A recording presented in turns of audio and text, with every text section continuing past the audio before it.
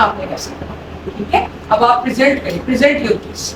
Our examiners gentlemen online position remained cooperative throughout the examination. On examination, there was police catheter in place and ran on the left arm. On examination of Norlin, there was no any visible veins, pulsation or scar marks or any precipitation present. The tone was increased both proximally, distally, or extensor flexor compartments. Power was reduced. It was 2/5 in both proximal and distal glucomuscular, both extensor and flexor compartments. The reflexes were exaggerated at knee and ankle joint, and planters were bilaterally upgoing. Clonus was not present. On sensory examination, there was a sharp sensory level at the level of T12. Dorsal column was also not impaired. However, on extension, the power of the upper limb was normal. It was 5/5. Going to the spinal cord, there was no obvious tenderness or any gibbous formation, and there was no any cerebral edema present.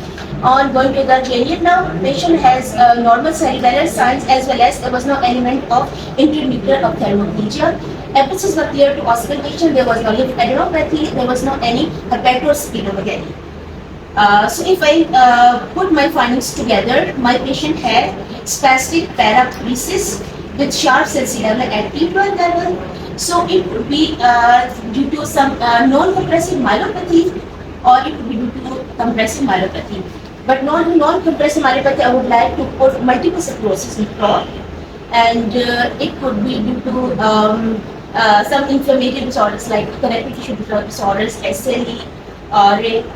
And if I go to the compressive myelopathy, it could be due to Pott's disease, or it could be due to any tumor. चलें, बस अब मैं आपको feedback दूंगी।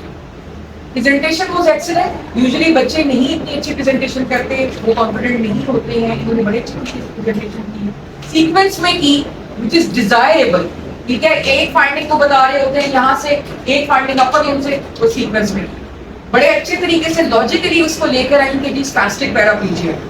लेकिन अब जहाँ पर आपकी गलती है, मतलब मेरी तरफ से अब इतने अच्छे कैंडिडेट को, क्योंकि हमारे पास जो कंपैरिजन में कैंडिडेट्स होते हैं बहुत बुरे होते हैं, तो I would pass in your FCPS exam.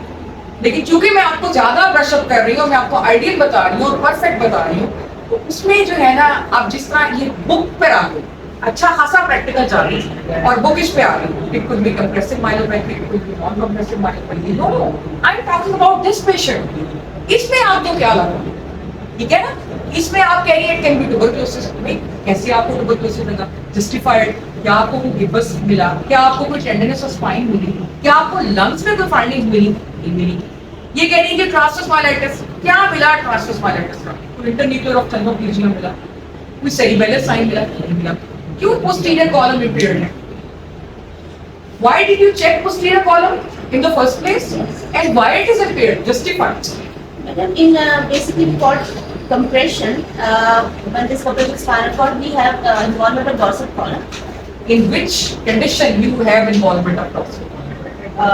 In spastic paraplegia, कौन सी condition ऐसी है जिसमें dorsal column involved?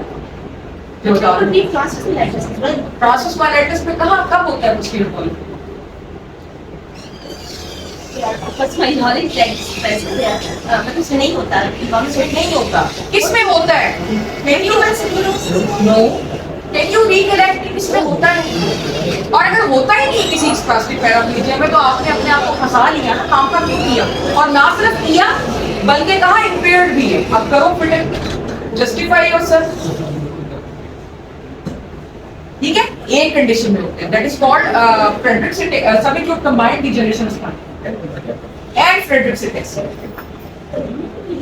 Tabes dorsals. CMAS, it's CMAS schemonic. तीन कंडीशंस हैं जिसमें spastic paraplegia नहीं, ऐसे मैटर पर मिक्स्ड फीचर्स होते हैं। मिक्स्ड फीचर्स का मतलब ये होता है कि आपगोइंग प्लांटर्स है लेकिन absent ankle. Upgoing plantars with absent ankle jerk, तीन पैराप्लीजियास होते हैं। Upgoing plantars in absent ankle jerk, वो क्या होते हैं? Friedreich's ataxia, subacute combined degeneration spinal cord and tabes. Confirm कर लें, आप कल करके आ जाइए। और सर्वाइकल माइलोपैथी भी नो, पोस्टीरियर कॉलम नहीं इन्वॉल्व। पोस्टीरियर कॉलम अगर इन्वॉल्व हो रहा है तो वो बेसिकली 3 चीजों में इन्वॉल्व होता है, वो मैंने आपको बता दी और उनमें मिक्स फीचर्स आपको मिलेंगे। मोटर न्यूरॉन में 20 फीचर लोग डाल देते हैं, तो इसकी एक वैरायटी होती है और जिसको एमाइट्रोफिक लेटरल स्क्लेरोसिस कहते हैं, उसमें mixture of upper and lower motor. तो फिर तुमको उसकी एक अलहदा स्कीम है, मैंने अभी नहीं डिस्कस करी, लेकिन ये कि dorsal column pure upper motor neuron paraplegia अगर आपको मिल रहा है उसमें आपने नहीं चेक करना। आप हंसते हैं, आपने कब डॉर्सल कॉलम चेक करना है? जब आपके पेशेंट की एंकल जर्क एब्सेंट है और लेकिन कांटर अपडेट। पैराडॉक्स आ गया ना, आ जाओ। बल्कि तुम क्या चीज हो, मैंने तुम्हें समझाया भी था। अच्छा, अगर आपको प्लांटर्स उसके एब्डोमेन मिल रहे हैं लेकिन एंकल जर्क एब्सेंट है, तो फिर आपने जो है वो डॉर्सल कॉलम करना है। और अगर वो डॉर्सल कॉलम आपको मिल जाता है तो इसका मतलब है 3 डिजीजेस हो सकते हैं, Fredericks, subacute combined and Davies Rosales. अब इन तीनों को कैसे डिफरेंशिएट करना है बताओ। Subsequent combined degeneration में we will what will be production? See, then we will say tongue nucleositis as well. हाँ, We do the fundus उसमें इसमें B12 deficiency में fundus में atrophy हो जाएगी। और इसकी ग्लोसाइटिस एनीमिया हो जाएगा। एनीमिया सिंपल, आपने कि जब टाइफा चेक करना है मरीज का एनीमिया मिल जाएगा आपको। आपको देखो मेरी बात सुनो, आपका एब्सेंट एंकल जर्क है, आप गोइंग फ्रंट, 3 चीजें हो सकती हैं, ग्रॉसली, क्रिटिकली, और वो ये 3 चीजें, ठीक है। आप अगर सबएक्यूट कंबाइंड डिजेनरेशन होगी तो आप यहाँ देखो, ठीक है, सही नहीं है तो इसका मतलब है सबएक्यूट कंबाइंड लेस लाइकली। आप फ्रेडरिक्स एकेसिया या डेविस डॉर्सलिस, आप डेविस डॉर्सलिस के लिए क्या करेंगे आप? इसमें फंडस देखना, मैंने अर्जुन रॉबर्टसन पीपल होगा पेशेंट को चले जाते हैं आर्चर रॉबर्टसन पीपल। और ठीक है, what is Archer Robertson people? Accommodation reflex press. आपने लाइट मारी, ठीक है, आपने एनीमिया देखा, आपने लाइट मारी, नहीं है दोनों चीजें। फ्रेडरिक्स में ठीक है, फ्रेडरिक्स में cerebellar science, high arched feet आपके होंगे, स्कोलियोसिस होगा, लाइपोसिस हो गया, कम हो सकता है। So this is how you make the scheme. लेकिन स्पेसिफिक पैराप्लीजिया में ये नहीं आता, ठीक है, तो इसलिए आपको नहीं करना चाहिए। अच्छा, अब आपने जब कहा कि ये स्पेसिफिक पैराप्लीजिया है और it can be compressive, it can be non compressive, मुझे नहीं ये पसंद है। मतलब the student of your calibre should not comment like this. We are talking about this issue. I am not asking your bookish knowledge. Bookish knowledge मैंने आपने check कर ली है, टेरी का जब आपने एग्जाम दिया और पास कर लिया, मैंने कर ली। Now I expect from you to talk about this issue. Now tell me your differential.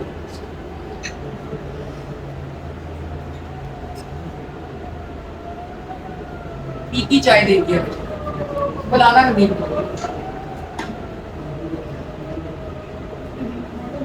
all differential about in my mind, but How would you justify it? आप इसको इस तरह अगर मैं आपकी जगह हूँ ना, मुझे कुछ नहीं मिला रेलेवेंट एग्जामिनेशन, मुझे स्पेसिफिक पैराप्लीजिया मिला, यंग बच्चा है उसमें मिला, and I am not allowed to ask the history, obviously this is short case. तो मैं इसको इस तरह से जस्टिफाई करूंगी क्योंकि बेसिकली आपने जस्टिफाई करना होगा कि this young gentleman has got specific paraplegia with sensory level at people. T12 के ऊपर। However, I could not find any gibbous, any spinal tenderness. ठीक है, the lungs were clear. There was nothing that I could have found in the relevant examination. So I would like to go on investigation. बजाय इसके कि it can be this. आपने कहना कि it is specific paraplegia, but on the relevant examination I could not find any positive signs or any supportive evidence for tumor or for any multiple sclerosis or transverse myelitis or anything else. So I'm still in the gray zone, so I would like to investigate by advising MRI of thoracolumbar spine. ठीक है, अब MRI के अंदर अगर cord compression होगी because of disc prolapse वो भी नजर आ जाएगी, अगर ट्रांसवर्स माइलाइटिस होगा तो भी सिग्नल साइड टेंसिटी सिग्नल्स मुझे मिल जाएंगे, so everything will be clear. So it is a very common thing कि आपको रेलेवेंट एग्जामिनेशन में कुछ नहीं मिलेगा, लेकिन आप उसको बताओगे, अपनी जो नेगेटिव फाइंडिंग्स है आप उसको हाईलाइट करके फ्लॉन्ट करके बताओगे कि I was unable to find any supporting evidence for trauma because of the no deformity, जैसे अपने बुलडोजर में रिवर्स में मिलती है वो भी मुझे नहीं मिली. Then I try to find out of thermophysia मुझे मिल जाए वो भी मुझे नहीं मिला.